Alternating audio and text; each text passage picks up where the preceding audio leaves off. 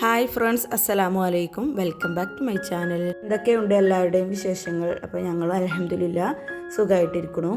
അപ്പോൾ ഇന്ന് നമ്മൾ നോമ്പ് തുറക്ക് എന്തൊക്കെ ഉണ്ടാക്കുന്നതെന്ന് നോക്കാം. അപ്പോൾ ഇതാ സിമ്പിളായിട്ടുള്ളൊരു നെയ്ച്ചോറാണ് കേട്ടോ വെക്കുന്നത്. അപ്പോൾ ആദ്യം നമ്മൾ കുക്കറിലോട്ട് എണ്ണ ഒഴിക്കുക, ഗരം മസാലകൾ ഇടുക. അതിനുശേഷം വേണമെങ്കിൽ വലിയ ഉള്ളിയും ചെറുതായി അരിഞ്ഞിടാം കേട്ടോ. എന്നിട്ട് അത് മൂത്തതിന് ശേഷം നമുക്ക് അതിലോട്ട് അരി ഇട്ട് കൊടുക്കാം. അരി കഴുകി വെച്ച അരിയാണ് കേട്ടോ ഇടേണ്ടത്. അത് നന്നായി വറുത്തതിന് ശേഷം അരിയുടെ ഇരട്ടി വെള്ളം തിളപ്പിച്ച് ഒഴിക്കാൻ കേട്ടോ വേണ്ടത്. എന്നിട്ട് നമ്മൾ സിമ്മിലാക്കിയിട്ട് വെള്ളം വറ്റിയിട്ട് അടച്ച് വെച്ച് വേവിക്കുക. അപ്പോൾ ഇതാ സിദ്ദിയാക്കു സമൂസ റെഡിയാക്കുകയാണ് കേട്ടോ. അപ്പം ഞാൻ മടക്കുകയാണെങ്കിൽ ചില ടൈമിൽ കറക്റ്റായി വരില്ല കേട്ടോ, ഒരു ഹോള് വരും. ആ ഹോള് വരാൻ പാടില്ലല്ലോ.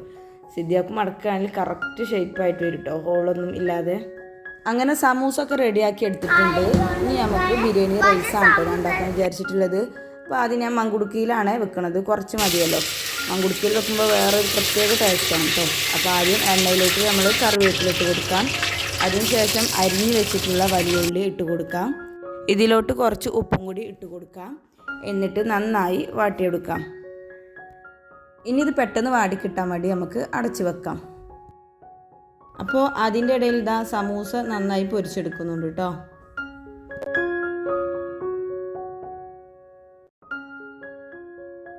അപ്പോഴേക്കും ഞാൻ ബിരിയാണി റൈസിലോട്ടുള്ള മസാല റെഡിയാക്കിയിട്ടുണ്ട് കേട്ടോ. ഇഞ്ചി വെളുത്തുള്ളി പേസ്റ്റ് തക്കാളി ഒക്കെ ഇട്ട് ഏകദേശം റെഡിയാക്കിയിട്ടുണ്ട്.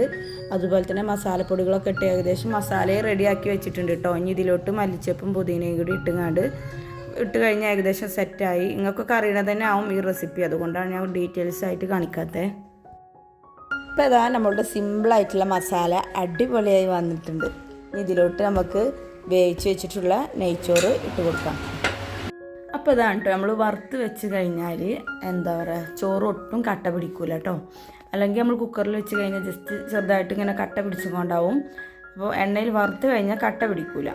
അപ്പോൾ ഇനി നമുക്ക് ചോറ് ദമ്മിടാം. അപ്പോൾ ഇനി നമ്മൾ ദമ്മിടാണ്. സിദ്ദിയാക്കുവാണ് കേട്ടോ ചോറ് ദമ്മിടുന്നത്.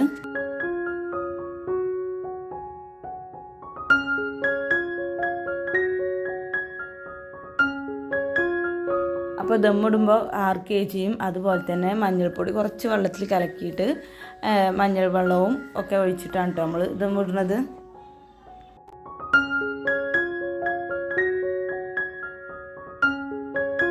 അപ്പോൾ കടി വേണമെന്നില്ലവർക്ക് ഞാൻ കുറച്ച് അപ്പം കൂടിയും ചൂടുന്നുണ്ട് കേട്ടോ.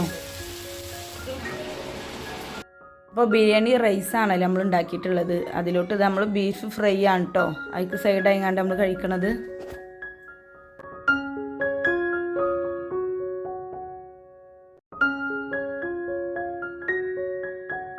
ഇനി ഇതിലോട്ട് കുറച്ച് മല്ലിച്ചപ്പും പുതിനയും കൂടി അരിഞ്ഞിട്ട് കൊടുത്താൽ നമ്മുടെ ബീഫ് ഫ്രൈ റെഡി ആയിട്ടുണ്ട് കേട്ടോ. ഇപ്പോൾ ഏകദേശം എല്ലാം സെറ്റായിട്ടുണ്ട്.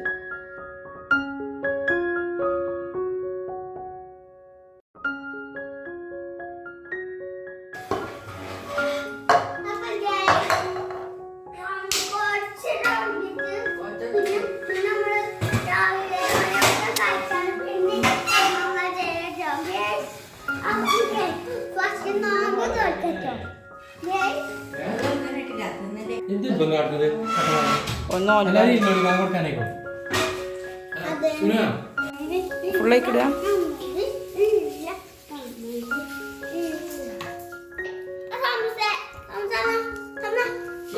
എനിക്ക് നോമ്പുണ്ടോ?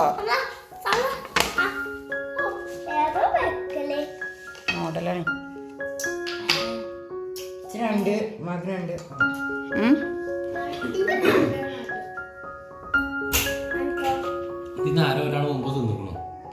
അവിടെ ഒരു പൂച്ച രണ്ടാമത്തെ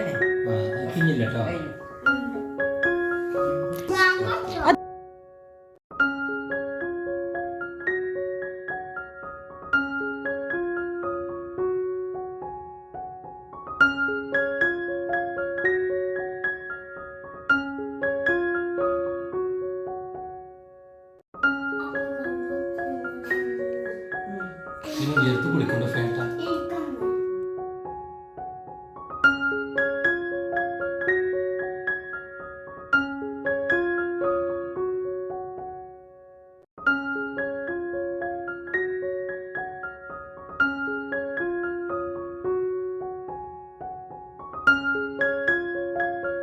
ആണ് നമ്മളുടെ ഫുഡിലായിരുന്നു എനിക്ക് വേണ്ട ഫുഡ് പിന്നെതാ സാലഡ്.